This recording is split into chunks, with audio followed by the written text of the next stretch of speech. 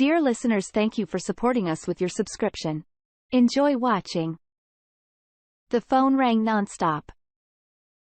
The rattling sound of it still pulled me out of the clammy embrace of sleep. I sat up on the bed and looked at the machine.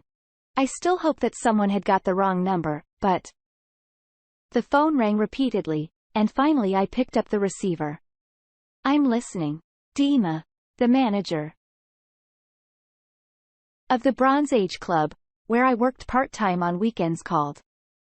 Yeah, is there a problem? Not really. There's a man looking for you. There's an entrepreneur. Really wants you and the guys to play at his anniversary party. One section. He's a 70s rock and roll fan. Says he'll pay good money. Where are they celebrating? Out of town. Old Castle Motel. Can you make it? My wife's out of town visiting her parents and won't be back for a while. My daughter's staying with my parents. I'm alone now, so in principle, why not? You can always use the money. What time should we arrive? He said 7 p.m. All right, I'll be there. They hung up on me on the other end. I turned on the record player and put on a Chuck Berry record. Women are bloodthirsty cats, but it's awfully boring without them.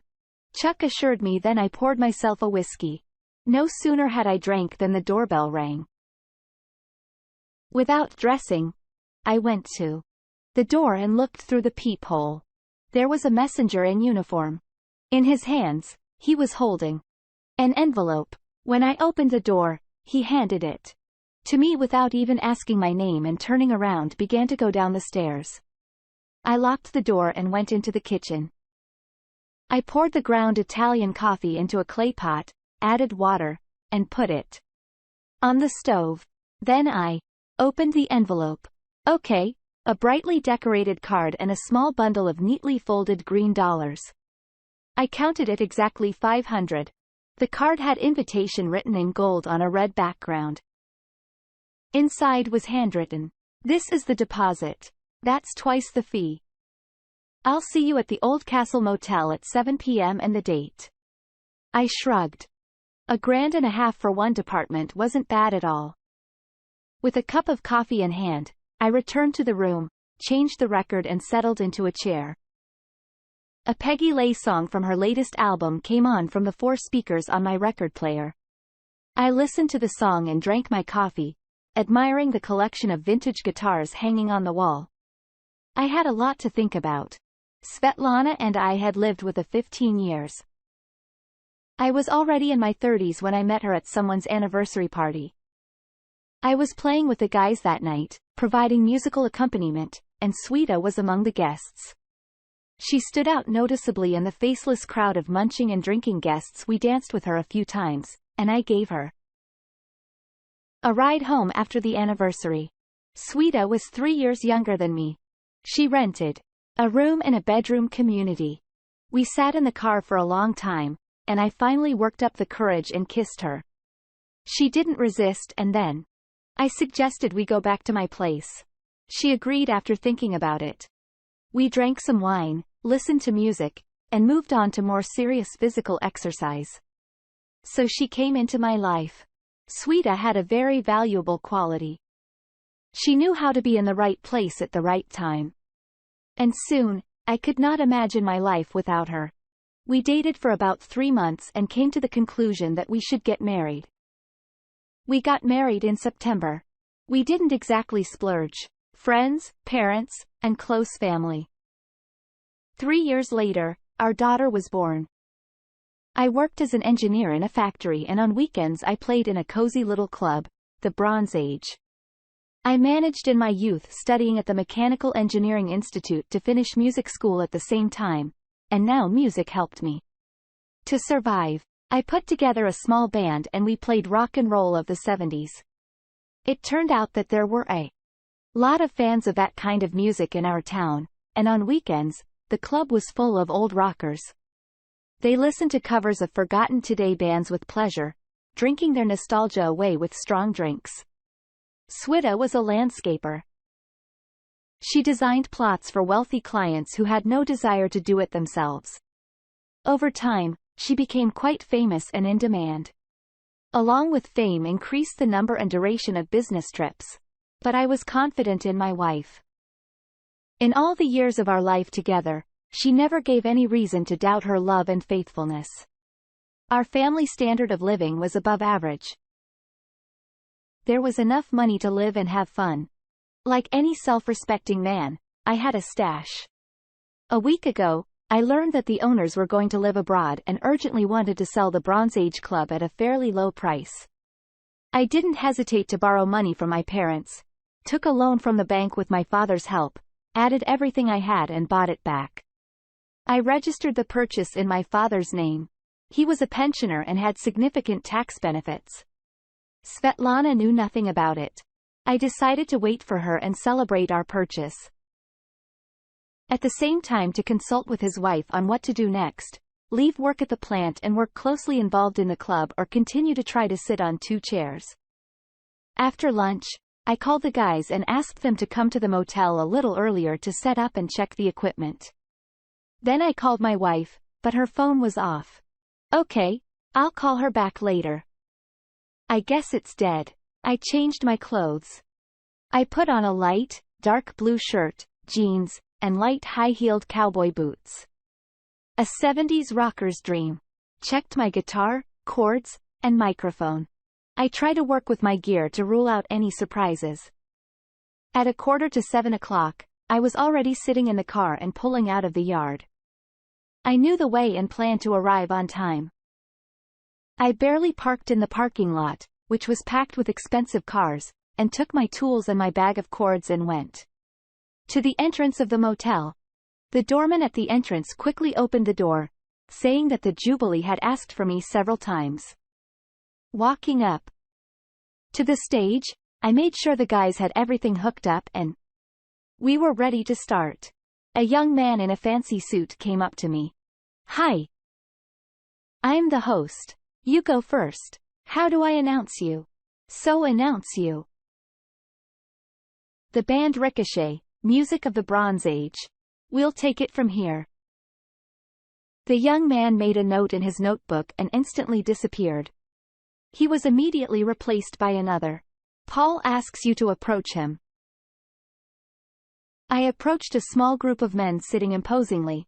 One of them stood up and extended his hand to me. Hello. Dmitri. Thank you for coming. I'm waiting for my friend, and I'm going to ask you to play Autumn by Vladimir Eriksson. As we enter the hall. It's her favorite song. It's not just hers. My spec has also monocodaling that theme. I thought. Well, and then you play according to your program. Finish the Jubilee. Well, do not worry. Everything will be done properly. I nodded my head and went back up on stage. You guys play Autumn first, then Rumba, and the rest? I picked up my guitar and fixed the mic. Suddenly, everyone was quiet and turned toward the entrance. The Jubilee man was walking and leading a blonde young woman in a gorgeous purple dress tailored precisely to her figure. A well-dressed gray-haired man in years and a young graceful woman looked on lovingly. How great the couple looked. And at that moment, I recognized my wife in the Jubilee's companion. My fingers played the intro by themselves, and I began to sing. Autumn, autumn, autumn, autumn. There's a summer somewhere, but it's not there anymore. There's no more, no more, no more. It's a requiem for my love. My voice was distorted and Sweeter didn't recognize it. The couple cued sweetly about something and went to their place at table, and the guests looked at them too, began to sit down. I finished singing and there was silence in the room. Gentlemen, the Jubilee's voice was amplified by the microphone in his hand. It's been a year now that we are together. Today, my beloved woman has agreed to become my wife. He took a blue box from the table and pulled out a ring. Judging by the way it gleamed in the reflected light, there were plenty of diamonds. In honor of this occasion, accept my love, this gift. He put it on the ring finger of Sweeter's right hand. On the same way, until recently. She had worn my wedding ring. Apparently, Pavel decided to combine two events, his 60th birthday and his engagement. Sweta stood up and kissed her future husband on the lips. The guests applauded. For a moment, I thought, I was dreaming. This is just a dream. Now I would wake up and it would all disappear. I even closed my eyes. Alas, the jubilee continued. What should I do? Go over there and punch the jubilee guy in the face. That's stupid.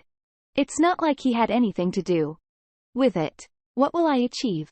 I'll be thrown out and that's it. Giving Sveka a shameless punch in the face, the ending is exactly the same. All right, I'll see this show through to the end. The host came up to the stage. Gentlemen, our guest is Ricochet with the program music of the Bronze Age. The lights were dimmed and a spotlight illuminated the front stage. And then Sweta recognized me. I could clearly see her hand pressed against her throat. Her companion leaned toward her and then said something to the waiter. A few seconds later, the waiter brought a glass of water. Yes. It looks like the bride is not well. We played the part. All the while Sveta did not take her eyes off the stage. She tried to get up several times, but then sat down again. Her date wouldn't leave her side, hovering, so to speak, like a fly over a turd. When we finished, to the applause of the guests, and began to gather the equipment, that presenter handed me an envelope of money. Pavel is very pleased. He'll be in touch with you again. Well, that's unlikely. I threw my guitar on my shoulder and approached Svetlana. She was sitting alone.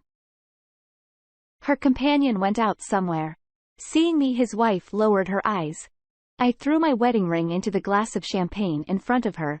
Then I turned, picked up my bag and went to the exit. The car started with half a turn. The engine rumbled quietly. Sveka, how could you? Inside me poured a cold emptiness, pouring raging emotions. I slowly backed up, turned around, and drove out onto an empty highway. In the distance, a huge city sparkled with multicolored advertising lights.